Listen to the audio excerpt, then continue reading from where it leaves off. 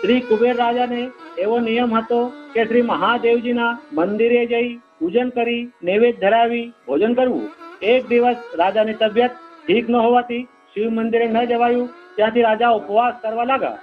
બીજે દિવસ મહાદેવજી પ્રસન્ન થઈ મધ્યરાત્રિએ રાજાને સ્વપ્નમાં જણાવ્યું કે તારી વૃદ્ધાવસ્થા આવી છે, તેથી મારા મંદિરે ન અવાય તો આ શિવલિંગ તારા ઓરડામાં સ્થાપિત કરી તેનું પૂજન કરી નૈવેદ્ય ધરાવી ભોજન કરજે, તેને હું માની લઈશ. સવારમાં રાજાએ શિવલિંગ જોયું અને મહાદેવજીની આજ્ઞા પ્રમાણે શિવલિંગ સ્થાપિત કરી પૂજન કરવા માંડ્યું. એક દિવસ રાજાની ઘોરીએ તે ઓરડામાં કચરો કાઢતા તે શિવલિંગ ઉત્પન્ન કરી દીધું. રાજાએ શિવલિંગ ઉત્પન્ન દુઃખી થયા અને ઉપવાસ કરવા લાગ્યા. અર્ધરાત્રિએ મહાદેવજીએ સ્વપ્નમાં જણાવ્યું કે તારી કુંવરી દેવી છે, તેથી ઉત્પાદન કરી શકે છે, માટે તારે તે શિવલિંગનું પૂજન કરવું. રાજાએ વિચાર કીધો કે આ કુંવરીના લગ્ન ગૌતમ ઋષિ સાથે કરવા યોગ્ય છે. તે સંકલ્પ કરી સ્વપ્ન હકીકત રાણીએ જણાવી. રાણીએ વિચાર્યું કે આ કુંવરીના લગ્ન ઇન્દ્રદેવ સાથે કરવા યોગ્ય છે. બેના જુદાના વાક્યના દાનથી બેવો પરણવા આવ્યા. હવે આ પુત્રી કોને પરણાવની તેનો વિચાર થવા માંડ્યું અને એવો નિશ્ચય થયું કે બેવો પૃથ્વી પ્રદ્યાકા જાય અને બે માંથી પેલું જો લગ્ન મંડપમાં આવી જાય તેની સાથે કન્યા લગ્ન થશે. બેવો પૃથ્વી પ્રદ્યા ચાલ્યા. ઇન્દ્રદેવ તો પોતાના હાથી પર પછી ઝપાટા ચાલ્યા અને ગૌતમ ઋષિ પાછળ રહી ગયા. ચાલતા ચાલતા ભક્તરાજ નારદ દિશા મળ્યા અને ઋષિને સલાહ આપી કે ઇન્દ્રદેવને સપાટા તમે નહીં પહોંચી શકશો, માટે આ એક કપિલા ગાય છે, તેની ભક્તિ ભાવથી 7 વાર પ્રદક્ષિણા કરી લગ્ન મંડપમાં જાઓ. તેની પ્રદક્ષિણાથી પ્રદક્ષિણાનું ફળ મળે છે. ઋષિએ નારદની સલાહ પ્રમાણે પ્રદક્ષિણા કરી લગ્ન મંડપમાં હાજર થયા અને બધી હકીકત તો જણાવી. તેથી રાજાની કુંવરીના લગ્ન ઋષિ થઈ ગયા. શ્રી મહાદેવ એટલામાં ઇન્દ્ર આવી ગયા. કુંવરીના લગ્ન ઋષિ જોઈ ક્રોધિત થયા અને કહ્યું કે એનો બદલો ઋષિ લઈશ. એવું કહી ઇન્દ્રલોકમાં ચલા ગયા. કુંવરી પતિ ગૌતમ ઋષિના સેવા પ્રવર્ત થયા. ગૌતમ ઋષિને પુત્રી પ્રાપ્ત થઈ, તેનું અંજની નામ રાખ્યું. એક દિવસ ઇન્દ્રદેવને ઋષિથી બદલો લેવાનું યાદ આવ્યું અને ચંદ્રને કુકડાના રૂપ લઈ ઋષિના આશ્રમ પાસે કદમના ઝાડ ઉપર બેસી અર્ધરાત્રિએ બોલવાનું કહ્યું અને પોતે બિલાડીના રૂપ લઈ ઋષિના આશ્રમમાં છલ કરવા બેસી ગયા. અર્ધરાત્રિએ ઇન્દ્રના આદેશ પ્રમાણે ચંદ્રમાં બોલ્યા. કુકડાના બોલવાથી ઋષિ પોતાના રોજના નિયમ પ્રમાણે ઉઠી ગંગા સ્નાન કરવા ગયા. ત્યાં ગંગા બોલ્યા કે હમણાં રાત્રિ ઘણી છે અને તમારે ત્યાં ઇન્દ્રદેવ છલ કરે છે, તમે પાછા જાઓ. ઋષિ તરત પાછા આવી પત્નીને પોતાની પત્ની તથા પુત્રીને પૂછ્યું કે અહીંયા કોણ આવ્યો છે. પત્ની તથા પુત્રીએ કોઈ જોયું ના હતા તે ના પાડી. એટલામાં બિલાડીના રૂપમાં ઇન્દ્ર જોઈ તેને શ્રાપ દો કે હે મૂર્ખ, જ્યાં તું છલ કરવા આવ્યો છે તેથી રક્તભરી દુઃખી રહેજે. અને બહાર આવતા કદમના ઝાડ ઉપર ચંદ્રમાને કુકડાના રૂપમાં જોઈ શ્રાપ દો કે તમારી કલાઈ થશે. પછી ઘરમાં આવી શ્રાપ દો કે તું ગંગા કિનારે 100 મણની શિલા થશે. અને પુત્રીને શ્રાપ દો કે તને કુંવારે કનક લાગશે. પત્નીએ પુત્રીને શ્રાપ દો કે તમને ગો હત્યા લાગશે. પતિના શ્રાપથી ઋષિ પત્ની ગંગા ઘાટે શિલા થયા અને પુત્રી કુંવારે કનક લાગવાના ભયથી ગલા સુધી શરીર જમીનમાં રાખી તપ કરવા લાગી. ઋષિ પણ ગો હત્યાના ભયથી જંગલમાં તપ કરવા ગયા. ઋષિ ગૌતમ પોતાના તપ બલથી દરરોજ જવ બાફી તેનું ભોજન કરતા હતા. એક દિવસ જવના ખેતરમાં એક ગાય ચરતી હતી. તેને હાંકવા ઋષિએ પોતાના આસનમાંથી દર્ભ લઈ ગાયને આંખવા ફેંકી. ઋષિને શ્રાપ હોવાથી દર્ભથી ગાય મરી ગઈ અને ઋષિને ગો હત્યા લાગી. ઋષિ ગો હત્યા દૂર કરવાના પ્રયત્ન કરતા ત્યાંથી આગળ ચાલ્યા. રાસ્તામાં રાત્રિ થઈ જવાથી એક ટાપરામાં રોકાયા. રાત્રિમાં એક ગાય અને બળદનો વિવાદ થવા લાગ્યો.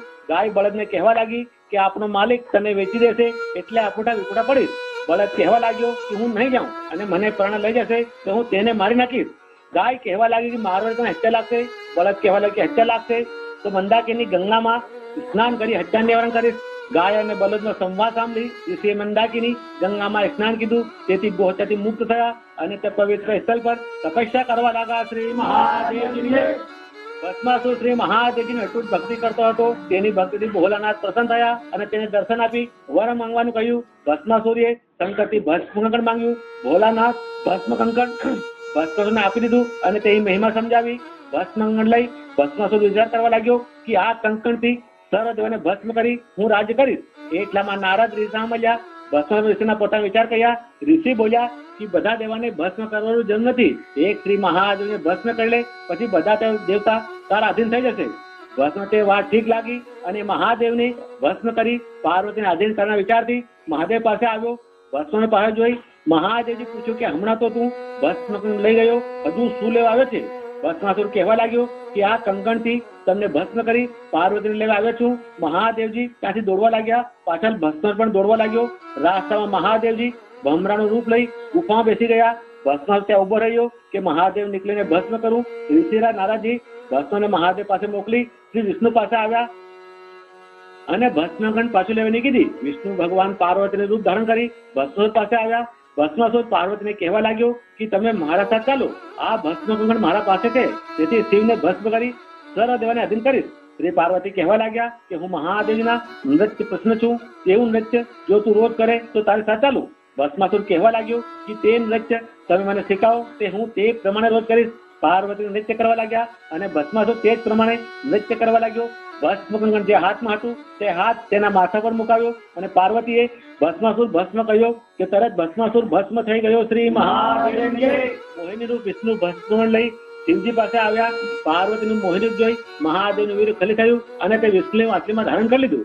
નારદ મુનિ જ્યાં આંજની તપ કરતી ત્યાં આવ્યા અને ગુરુ મંત્ર વાસ્તે કહ્યું કે ગુરુ વિના તપ પ્રથા છે અને વિષ્ણુથી ગુરુ મંત્ર લેવા સલાહ આપી.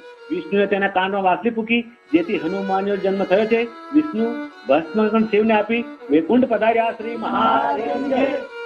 એક દિવસ ઋષિરાજ નારદજી કૈલાસમાં મહાદેવ પાસે ગયા અને પ્રાર્થના કરી કે હે ભોલેનાથ, ગૌતમ શ્રાપથી ઇન્દ્રદેવ રક્તપિત્તથી મહાદુખી છે, તેથી સમસ્ત સંસાર દુઃખ ભોગે છે, તેથી કૃપા કરી તેનું નિવારણ કરો.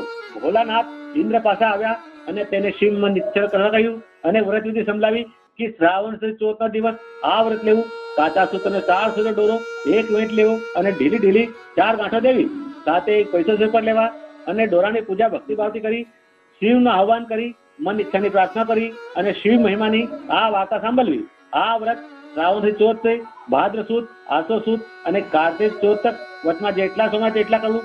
કાર્તિક ચોથના દિવસ શિવ મહિમાના વાર્તા સાંભળી વ્રત ઉજવવું અને દોરાની ગાંઠ છોડી શિવજીને પાસે અર્પણ કરી દેવી અને શિવને નૈવેદ્યમાં 4 શેર આટો, 1.25 શેર ઘી અને શેર ગોળના મોદક બનાવી સાથે દાલ ભાત બનાવી સહ કુટુંબ ભોજન કરવું અને તેમાં ગોવાલનો ભાગ, માલનનો ભાગ અને કીડી કુંજનો ભાગ કાઢવું. વાસી રાખવું નહીં અને વધારો કરવો નહીં. તેવી રીતે 4 વર્ષથી વ્રત કરી બીજાને આપવું અથવા પોતે કરવું. વ્રતના દિવસે એકાદશનું કરવું. એવી રીતે શ્રદ્ધાયુક્ત વ્રત કરવાથી સર્વ દુઃખ નિવારણ થશે અને મન ઈચ્છા પ્રાપ્ત થશે. ઇન્દ્રદેવને વ્રત આપી શંકર કૈલાસ પધાર્યા. શ્રી મહાદેવ. એક દિવસ શ્રી ભોલાનાથ પાર્વતી નગરી જવા ચાલ્યા. મધ્યાહન થવાથી બંને ફૂલની વાડીમાં રોકાયા અને ચોપટ પાસે માંડ્યા અને હાર જોવા બાગવાન પાસે બેસાડ્યો. બાગવાન શિવના ગલામાં સર્પ તથા રુદ્ર રૂપથી બહીને જૂઠી ગવાઈ દેવા લાગ્યો, જેથી પાર્વતી ક્રોધિત થયા અને તેને શ્રાપ દો કે તારી વાડી ભસ્મ થશે અને તને રક્તપિત્ત નીકળશે. પાર્વતીના શ્રાપથી બાગવાન દુઃખી થયો અને વાડી સુકાઈ ગઈ. શિવ પાર્વતી કૈલાસ વધારી ગયા. શ્રી મહાદેવ. ગજાનન અને કાર્તિક સ્વામી માતા પાસે આવી કહેવા લાગ્યા કે મને ભૂખ લાગી છે. માતા પાર્વતી કહેવા લાગ્યા કે હું ભોજન બનાવું છું, તે એટલામાં તમે પ્રદક્ષિણા કરી આવો, પછી ભોજન ખાવા આપીશ. માતાના હુકમથી કાર્તિક સ્વામી મોર પર બેસી પ્રદક્ષિણા કરવા ચાલ્યા. ગણપતિ માતાને કહેવા લાગ્યા કે મારું શરીર મોટું અને વાહન ઉંદરનું છોટું છે, હું કેવી રીતે જઈ શકું? દયાલુ માતા કહેવા લાગ્યા કે તમે કૈલાસની પ્રદક્ષિણા લાવો તો પ્રત્યક્ષ થઈ જશે. ગણપતિ કૈલાસની અને માતા પિતાની પ્રજા જમવા બેસી ગયા. એટલામાં કાર્તિક સ્વામી આવી ગયા અને ગણપતિને જમતા જોઈ માતા પર ક્રોધિત થઈ ગંગા ઉપર તપસ્યા કરવા ચાલ્યા ગયા. રાસામાં મંથારામ બ્રાહ્મણ થયો અને કાર્તિક સ્વામીની સેવા કરવા લાગ્યો. કાર્તિક સ્વામી 12 વર્ષની કોલ કરી તપસ્યા કરવા બેઠા. શ્રી મહાદેવ. ઇન્દ્રદેવને શ્રાવણ થી ચોથના દિવસ વ્રત લેવાથી અપ્સરા વાડીમાં આવી ફૂલ લેવા આવી. ત્યાં વાડીને સુકાઈ જોઈ બાગવાનને રક્તપિત્ત દુખી જોઈ તેનાથી બચ્યા છે. પછી અપ્સરા કહેવા લાગી કે એવી દશા ઇન્દ્રને થઈ હતી, તે મહાદેવના વ્રતથી ઠીક થઈ છે, તે વ્રત કર. બાગવાને અપ્સરા પાસે વ્રત લઈ વ્રત વિધિ સમજી લઈ વ્રત કરવા લાગ્યો, તેથી તેના દુઃખ ભોલેનાથે નિવારણ કીધા અને વાડી પણ ફલ ફૂલથી હરીભરી થઈ ગઈ. શ્રી મહાદેવ જય. થોડા સમય બાદ મહાદેવજી નગરી જવા ચાલ્યા. શ્રી પાર્વતી સાથે જવા તૈયાર થયા. મહાદેવજીએ કહ્યું કે તમે સ્ત્રી જાતિ છો, તમને ક્રોધ થઈ જાય છે અને જલ્દી શ્રાપ આપી દો છો. પાર્વતીજી કહેવા લાગ્યા કે હવે ક્રોધ નહીં કરું. શિવ શક્તિ સાથે નગરી જવા ચાલ્યા. રાસ્તામાં પેલા વાડી આવી, ત્યાં વિશ્રામ લેવા રોકાવા લાગ્યા. ત્યાં બાગવાન આવી કહેવા લાગ્યું કે આ વાડીમાં હવે બાબા સાધુને ઉતારું નહીં દઉં. ગઈ વખત એક બાબુ બાબે આવ્યા હતા અને સાધુના ગલામાં સર્પ વગેરે હોવાથી બિહીને જૂઠી ગવાઈ ભરી દેવાથી બીબીએ મને શ્રાપ દીધો હતો, જેથી આ વાડી ભસ્મ થઈ ગઈ અને હું રક્તપિત્તથી મહા દુઃખી થયો. તે શ્રાપ મહાદેવજીનું મન ઈચ્છા વ્રત કરવાથી નિવારણ થાય છે. માટે હવે નવેરો કદમ. પાર્વતી શંકરને કહેવા લાગ્યા કે આપણું એવું વ્રત મનુષ્ય લોકમાં જાણે છે અને હું ન જાણું, મને તે વ્રત આપો જેના કરવાથી મારા રિસાઈ ગયેલા કાર્તિક સ્વામી પાછા ઘેરાવે. પાર્વતી તે વ્રત ભાગવાનથી લીધું અને વ્રત વિધિ સાંભળી કૈલાસમાં જઈ શ્રાવણ ચોથી વ્રત શરૂ કીધું અને ઘણી શ્રદ્ધા ભક્તિથી શંકરની પૂજા કરવા લાગ્યા. વ્રત કરતે 3 માસ પૂરા થવા આવ્યા. શ્રી મહાદેવજી સાધુના વેશમાં ગંગા કાંઠે જ્યાં કાર્તિક સ્વામી તપ કરી ગયા. સાધુના દર્શનથી કાર્તિક સ્વામી ઘણા પ્રસન્ન થયા અને સાધુને તેમના આશ્રમમાં રહેવા પ્રાર્થના કીધી. સાધુ વેશમાં મહાદેવજી કહેવા લાગ્યા કે અમે સાધુ જંગલના વાસી છે, અહીં રહેવાનું શું કામ? કાર્તિક સ્વામી કહેવા લાગે હું મહાદેવ પુત્ર છું, માતા પાર્વતી ઋષિથી આવ્યો છું અને તપ કરું છું. સાધુ કહેવા લાગ્યા કે એવા નિરંજન નિરાકાર શંકરની સેવા છોડી એવી તપથી શું થાય? વાસ્તે શંકર અને પાર્વતીભાઈ ક્ષમા માંગો. કાર્તિક સ્વામી શ્રી પાર્વતીના વ્રતના ઉજવણ અને માતાની શરણમાં પડી ક્ષમા માંગી. તે જોઈ પાર્વતી હસવા લાગ્યા. કાર્તિક સ્વામી કહેવા લાગ્યા કે હું વગર બોલાવે આવે છે તેથી હસું છું. માતા કહેવા લાગ્યા કે મેં તમારે માટે શંકરનું એક વ્રત લીધું, તેના પ્રતાપથી તમે આવ્યા, તે વ્રતની મહિમા આવી છે તેથી હસું છું. કાર્તિક સ્વામી કહેવા લાગ્યા કે માતા તે વ્રત મને આપો, મારો એક મિત્ર ગંગા ઘાટે રહી ગયો છે, તે મને આવી મળે. કાર્તિક સ્વામીએ માતા વ્રત લીધું અને શંકરની ભક્તિ કરવા લાગ્યા. શંકર પ્રસન્ન થયા. બ્રાહ્મણ રૂપ મંચારામને સ્વપ્ન આપ્યું કે ગુરુ ગુણવત્તા પ્રથા છે માટે કાર્તિક શરણમાં જા. મંચારામ બ્રાહ્મણ સવારમાં ઉઠી કાર્તિક સ્વામી પાસે આવી પૂગ્યો અને ચરણ પડી પ્રણામ કર્યો. કાર્તિક સ્વામીએ આશીર્વાદ આપ્યો કે તારો વંશ વધે અને તું સુખી રહેજે. બ્રાહ્મણ કહેવા કે મહારાજ હું દરિદ્ર છું, મારે રહેવાની ઘર પણ નથી, મને કન્યા કોણ આપશે અને મારો વંશ વધશે? કાર્તિક સ્વામીએ શિવ વ્રત મંચારામ બ્રાહ્મણને આપ્યું અને વ્રત વિધિ સમજાવી દીધી. મંચારામ વ્રત પ્રેમથી કરવા લાગ્યું. ભોલાનાથ તે વ્રતથી ઘણા પ્રસન્ન થયા અને કાશીના એક બ્રાહ્મણને સ્વપ્ન આપ્યું કે તારી પુત્રના લગ્ન મંચારામ બ્રાહ્મણ સાથે કરજે. સવારમાં તે બ્રાહ્મણ મંચારામની શોધ કરવા નીકળ્યો. તે દિવસ વ્રત ઉજવવાનો હતો. શિવ મંદિરથી આવતા મંચારામને બ્રાહ્મણથી ભેટ થઈ ગઈ અને કન્યાના લગ્ન મંચારામ બ્રાહ્મણ સાથે થયા અને તે સુખી થયો. શ્રી મહાદેવ જય. મંચારામ બ્રાહ્મણ તે વ્રત તેને સ્ત્રી પુત્ર પ્રાપ્તિની કામનાથી લીધું. મહાદેવજી તેની ઈચ્છા પૂર્ણ કીધી. એક દિવસે છોકરાને ભૂખ લાગી હતી. માતા તે ખાવાનું માંગતા.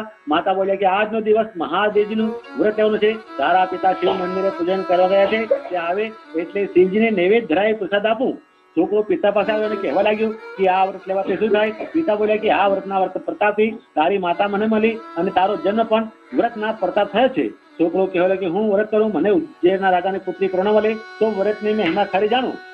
પિતા બોલ્યા કે ઘટતું થઈ શકે, અનઘટતું કેમ થાય? છોકરો કહેવા લાગ્યો અનઘટતું થાય તો વ્રતની મહિમા ખરી કહેવાય. પિતા બોલ્યા કે ભોલેનાથ અનઘટતું પણ પાર પાડી શકે છે. છોકરો માતાએ વ્રત લીધું અને શ્રદ્ધાથી કરવા લાગ્યો. વ્રત કરતે 4 વર્ષ હવે આવ્યા ત્યારે મહાદેવજી પ્રસન્ન થયા અને ઉજ્જૈનના રાજાને સ્વપ્ન આવ્યું કે તારી કુંવરના લગ્ન બ્રાહ્મણ સાથે કરજે. સવાર થતા રાજાએ સ્વપ્ન વાત દરબારમાં કીધી તો દરબારી લોકો કહેવા લાગ્યા કે કુંવરી મોટી થઈ છે તેથી એવા વિચાર સ્વપ્ન આવે છે. રાજકન્યાનું લગ્ન બ્રાહ્મણ સાથે થવાનું સ્વપ્ન શિવજીના હુકમ ન હોય. બીજે દિવસ મધ્યરાત્રે શિવજી ફેર સ્વપ્ન આવ્યું કે મારી ચેતવણી ખરી છે તો તારી પુત્રને સ્વયંવર કરજે અને સર્વ દેશના બ્રાહ્મણોને કુમકુમ પત્રિકા મોકલી આમંત્રિત કરજે. સ્વયંવરમાં જે બ્રાહ્મણ આવે તેમનામાં તારા હાથીને કલશ અને ફૂલમાલા આપી કન્યાનો વર લાવવા કહી મોકલજે. હાથી જેને કલશ ચડાવી માલા પહેરાવી હાજર કરે તેને તારી કરીને પરણાવજે. ચેતવણી ઘેરને લાગે તો સવારમાં તારા આશ્રમમાં કપાલમાં કંકોત્રી જોજે. જો આદેશ નહીં માને તો તારી નગરી તોફાની થઈ જશે. સવાર થતા રાજાએ શ્રીજીને આગળ શિરોધાર કરી દેશ દેશના બ્રાહ્મણોને કુમકુમ પત્રિકા મોકલી સ્વયંવર બોલાવ્યા. તે પત્રિકા મંચારામ પાસે પણ આવી. છોકરો સ્વયંવર જવા તૈયાર થયો. મંચારામ કહેવા લાગ્યો કે આપણા ઘરમાં શિવજીની કૃપાથી વસ્ત્ર અને આભૂષણ તૈયાર છે, તે પહેરીને જા. છોકરો કહેવા લાગ્યો વસ્ત્ર આભૂષણ પહેરીને જાઉં અને પ્રણ મળે તો નવાઈ નથી, હું તો દરિદ્ર બનીને જાઉં અને પ્રણ મળે તો વ્રતની મહિમા ખરી કહેવાય. છોકરો ફાટા મેલા વસ્ત્ર પહેરી સ્વયંવરમાં ગયો અને એક બાજુ ઉભો રહ્યો. રાજાએ હાથીને કલશ અને વરમાલાથી કહ્યું કે બેઠેલા બ્રાહ્મણમાંથી કુંવરીનો ભરતાળ લઈ આવો. હાથી ઘૂમતો બધાએ બ્રાહ્મણને જોતો. મંચારામ બ્રાહ્મણના છોકરા પાસે આવ્યો, તેના પર કલર ઢોલી વરમાલા કરી હાજર કર્યો. એવા દરેક એવા છોકરો જો લોકો કહેવા લાગ્યા કે હાથીથી કદાચ ભૂલ થઈ જાય, એક વખત ફરી મોકલો. મંચારામના છોકરાને એક બાજુ બેસાડી દીધો. હાથીએ બીજી વખત પેન્ટ લાવી હાજર કર્યો. રાજાએ શિવજીની ઈચ્છા તેના ઉપર માની. તેના સાથે કુંવરને લગ્ન કરી દીધા અને પોતાને રાજ્ય આપી રાજા રાણી તપ કરવા ચાલ્યા ગયા. શ્રી મહાદેવ જય. કાર્તિક ચોથના દિવસ બ્રાહ્મણને વ્રત ઉજવવાનો આવ્યો. પોતાની રાણીએ વ્રતની વિધિ પ્રમાણે સવા શ્રેષ્ઠના લાડુ સાથે દાલ ભાત શાક બનાવી રાખવાનું કહી શિવ મંદિરે પૂજન કર્યા. તે હુકમથી બધાને હસવા લાગ્યા કે આજ રાજાને વ્રત છે, રાજા રાણી લાડુ જમશે અને બીજા દાલ ભાત. રાણી કહેવા લાગે તમે બ્રાહ્મણનો જીવ છે, ખાઈ જાણે ખવડાવશું જાણે એટલો મારો આવે છે, તમે તો ખૂબ પકવાન બનાવો. બ્રાહ્મણ રાજા શિવ મંદિર પાસે જોઈ તે નૈવેદ્યમાં સવા શ્રેષ્ઠ લાડુ ન જોતા બીજા પકવાન જોઈ કહેવા લાગ્યા, હે ભોલેનાથ, મારો વ્રત તો પૂર્ણ થયો છે અને મારી મનોકામના તે પૂર્ણ કીધી છે. નૈવેદ્ય સામગ્રીમાં જેને ફેરફાર કીધો છે તેને અપરાધી ગણી મને ક્ષમા કરજે. એમ કહી જમીન પરથી 5 કણ ઘેઉને લઈ શિવને નૈવેદ્ય ધરાવી 4 કણ 4 દિશામાં નાખી 1 કણ પોતે ખાઈ ભૂકા ભોય ઉપર સોઈ રહ્યા. બીજે દિવસ શિવજી રાણી ઉપર રૂષ્ટ થયા અને સ્વપ્ન કે તારી તું સવાર થતા મારા મંદિરે પૂજન કરવા આવજે. સવાર થતા રાણી શિવજીના હુકમ પ્રમાણે રાજાને આજ્ઞા લઈ શિવ મંદિરે પૂજન કરવા ચાલી. લશ્કર દરવાજા રાખી રાણી આગળ લોધવા જાય છે તો મંદિર આગળ જાય છે, પાછળ જોયે છે તો લશ્કર અદ્રશ્ય થઈ જાય છે. રાણી ત્યાંથી વ્યાકુળ થવા લાગ્યા અને જંગલમાં ત્રાસ કરવા લાગ્યા. પાસે એક વાડ ઉપર દૃષ્ટિ કરવા લાગ્યા તો પાણી સુકાઈ ગયું. જંગલમાં એક ગોવાલ ગાય ભેંસ ચરાતો હતો, તેના પર દૃષ્ટિ પડતા ગોવાલ અને ગાય ભેંસ જડો થઈ ગયા. આગળ જતા હિંસક જીવ જંતા ત્યાં મરી જવાના વિચાર જતા દ્રષ્ટિ પડતા તે પણ જડો થઈ ગયા. આગળ એક ગામનો ભોગેલો કુંભાર બર્તન બનાવતો, ચા ફેંકતો હતો, તેનાથી પાણી માંગતા કુંભારને ચા લાવવાને જડો થઈ ગયા. એક કચારી સૂત્ર કાચેવી, તેના પર દ્રષ્ટિ પડતા તે પણ જડો થઈ ગઈ. રાણીએ વિચાર્યું કે હું દુષ્ટ છું, મારી દ્રષ્ટિ ખરાબ છે, વાસ્તે જંગલમાં જાઉં. રાસ્તામાં એક ઋષિ મંડળ, રાણી ત્યાં ગયા, ત્યાં પાણી માંગ્યું. ઋષિ તપ ભંગ થઈ ગયું. રાણી ગંગા ઘાટે પાણી પીવા ગયા તો ગંગા ગુપ્ત એવા લાગ્યા અને પાણી ન મળ્યું. આગળ રાણી ઋષિ દુર્વાસાના આશ્રમમાં ગયા, ત્યાં જલ માંગ્યું. ઋષિએ કમંડલમાંથી જલ પીવા કહ્યું. તે રાણીને તેમાં લોહી અને પાક દેખાયું. ઋષિએ વિચાર્યું કે રાણીએ કોઈ પાક કીધું છે, પરંતુ દયા લાવી મેઘનું આહવાન કીધું. મેઘરાજ કહેવા લાગ્યા કે હું વરસવા તૈયાર છું, પણ રાણીના મુંડામાં એક છાંટો નહીં પડે, કારણ કે રાણીએ પોતાનો પતિનું વ્રત ભંગ કીધું છે. તેનો અપરાધ તો મહાદેવ ભોલો શંભુ ક્ષમા કરી શકે છે. ઋષિ દુર્વાસા રાણીને સાથે લઈ કૈલાસમાં શંકર પાસે ગયા. ત્યાં હુકમ થયો કે ઋષિ અંદર આવે, રાણીને અંદર લાવે. ઋષિએ વિનંતી કીધી કે હે દયાલુ, હું રાણીના દુઃખ નિવારણ કરવા આપના પાસે આવ્યો છું. શિવજીએ હુકમ કર્યો કે રાણીજી તરત વખત પ્રતિજ્ઞા કરો કે હું પતિની આજ્ઞા પાલન કરીશ અને શિવ મની પ્રેમથી કરીશ. રાણીજી પ્રતિજ્ઞા કરાવી મહાદેવ પાસે લઈ ગયા. ભોલેનાથે રાણીને પોતાના હાથનો જમણો મોટો મુંડામાં જોશા કહ્યું. તેમાંથી અમૃત આવ્યું અને રાણીની ભૂખ પ્યાસ મીટી ગઈ. શિવજીએ ઋષિને આજ્ઞા કરી કે રાણીને તમારા આશ્રમમાં લઈ જાઓ.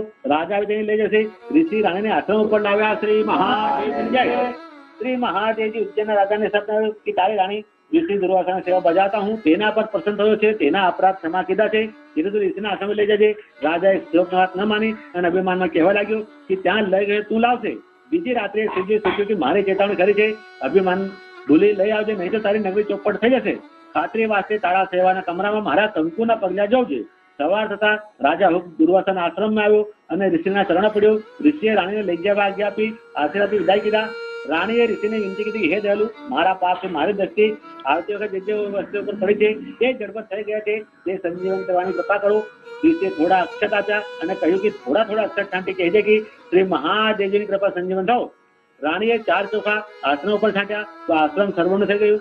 રાજા રાણી વિદાય થયા. રાસ્તામાં ગંગા ઉપર ચોખા છાંટતા ગંગા પ્રગટવા લાગ્યા. ઋષિ મંડળ ઉપર ચોખા ચડાવતા ઋષિ તપ કરવા લાગ્યા. કુંભાર ઉપર છાંટતા કુંભાર ચાક ફેરવા લાગ્યું. કતવારી ઉપર છાંટતા કતવારી સૂતર કરવા લાગી અને કુંભારના ગારણ ઠામડા તાંબા પિત્તળ થઈ ગયા. તે લોકો તેને આશ્રય આપતા હતા કે આ ભાઈ ઘણી ભાગ્યશાળી છે, અમારો ધંધો ઘણો વધી ગયો. પેલા એક દુષ્ટા ગઈ છે, તે અમને જડ કરી અમારા બાલ બચ્ચાને લડતા જ મૂક્યા. રાણી કહેતા હતા કે તે પણ હતી શિવજીનું વ્રત બંધ કીધું હતું, તેથી મારી દ્રષ્ટિ ખરાબ હતી.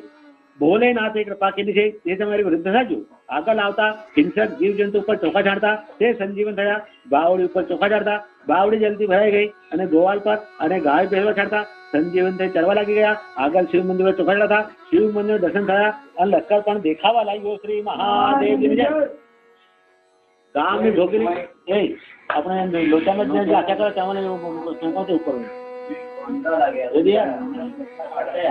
ગામની ભોગેલી આવી રાણી કહેવા લાગી મારે 3.5 દાડા ઉજ્જૈન જમડાવ્યું છે. રાજા કહેવા લાગે 3.5 દાડા મારે જમડાવું. કુલ 7 દિવસ ઉજ્જૈની જમવાનો ઢેઢોરો પીટો કીધું કે કોઈ ધામમાં ધોવો ન પાડે. ઉજ્જૈની જમવા લાગી. ઉજ્જૈની જમવાનો 7મો દિવસ શ્રાવણ સુધી ચોથ હતો.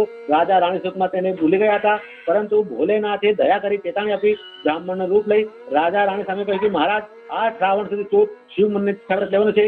રાજા રાણીને વ્રત લેવાનું ત્યાજ આવ્યું. એટલામાં શંકર અંતર ધ્યાન થઈ ગયા. રાજાએ વિચાર્યું કે કથા શ્રવણ કરવા ભૂખા માણસની જરૂર છે. 7 દિવસે ઉજ્જૈન જમે છે, હવે ભૂખું કોણ મળે? પરંતુ રાજાએ દૂતોને બોલાવી હુકમ કીધો ગામમાંથી ભૂખા માણે તપાસ કરો. નોકર ચારો તરફ શોધ કરવા દોડ્યા, પર ભૂખું કોઈનું જોયું.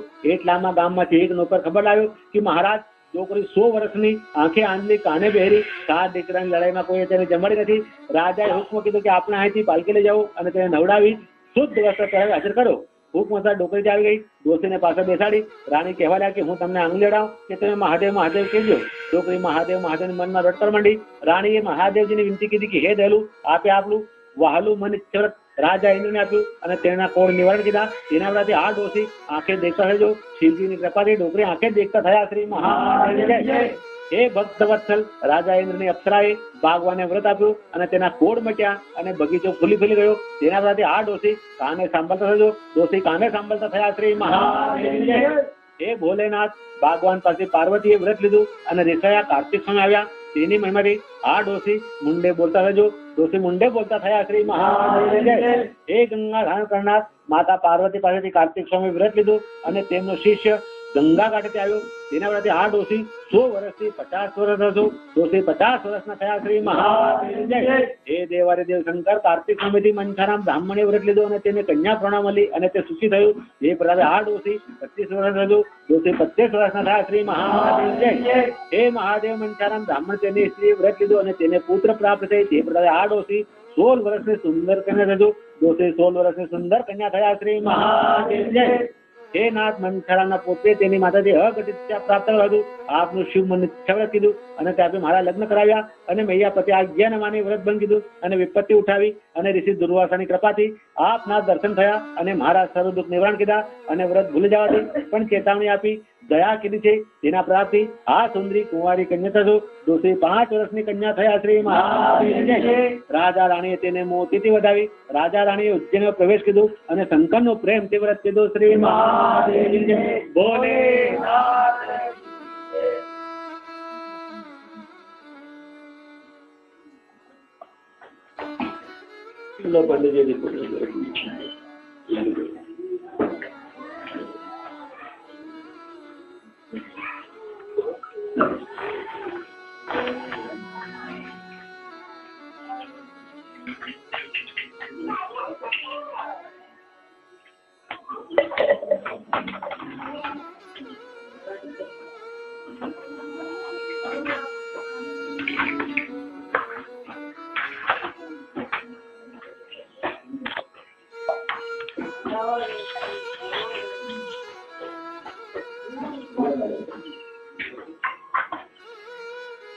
चावल आपका लोटा में छोड़ा करना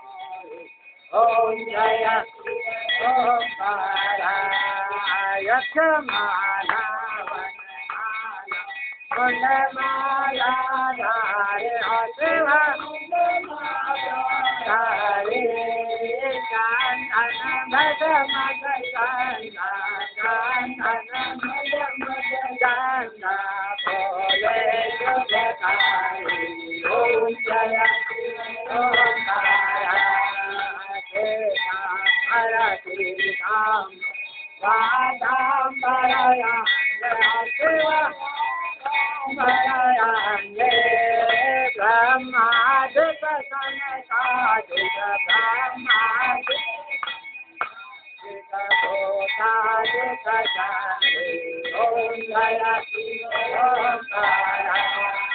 लक्ष्मी पार्वती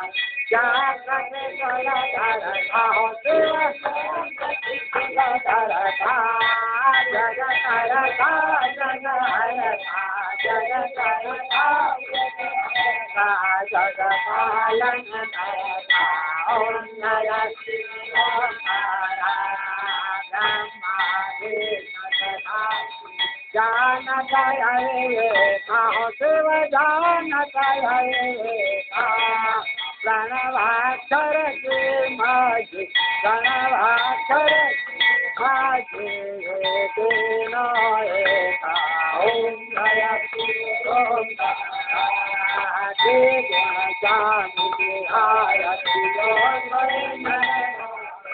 देव जो भरत शिवानंद भरत शिवानंद